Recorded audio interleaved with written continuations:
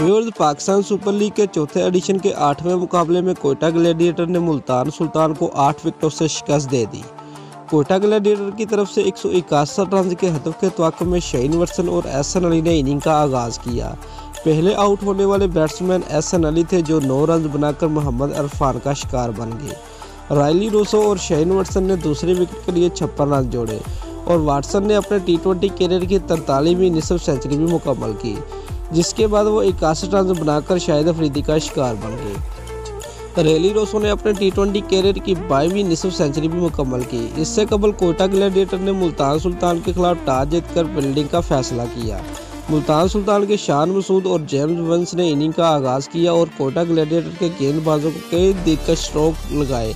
मुल्तान सुल्तान की पहली wicket 3.5 over में 34 के स्कोर पर गिरी, जब जेम्स वंस को 28 रन पर मोहम्मद नवाज ने पवेलियन का रास्ता दिखाया।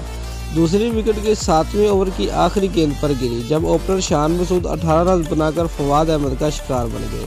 मुल्तान की तीसरी विकेट 64 के स्कोर पर गिरी, जब लारी इवंस 10 रन बनाकर रन आउट हो गए। शुएब मलिक और डैनियल क्रिस्टन ने चौथी विकेट के लिए 73 रन जोड़े और उस दौरान शुएब मलिक ने अपनी 51वीं T20 निसफ सेंचुरी भी मुकम्मल की, जिसके बाद वो शाहिल तनवीर के हाथों पवेलियन लूटे। डैनियल क्रिस्टन 18 रन बनाकर इरफान का शिकार बने, जिन्होंने शाहिद अफरीदी को भी 0 की खौफ से 2-4 किया।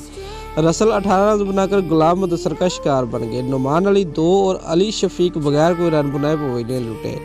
कोयटा के कप्तान सरफराज अहमद का कहना है कि पिच बैटिंग के लिए अच्छी दिखाई दे रही है। हदफ का तवाक़ुफ़ आसान था। मुल्तान सुल्तान के कप्तान ने इस मौका पर कहा कि ये शारजाह की मखसूस विकेट है। दोस्तों, अगर आपको हमारी ये वीडियो पसंद आई है तो लाइक और कमेंट लाजमी करें और हमारे चैनल को सब्सक्राइब करना मत भूलिए। शुक्रिया।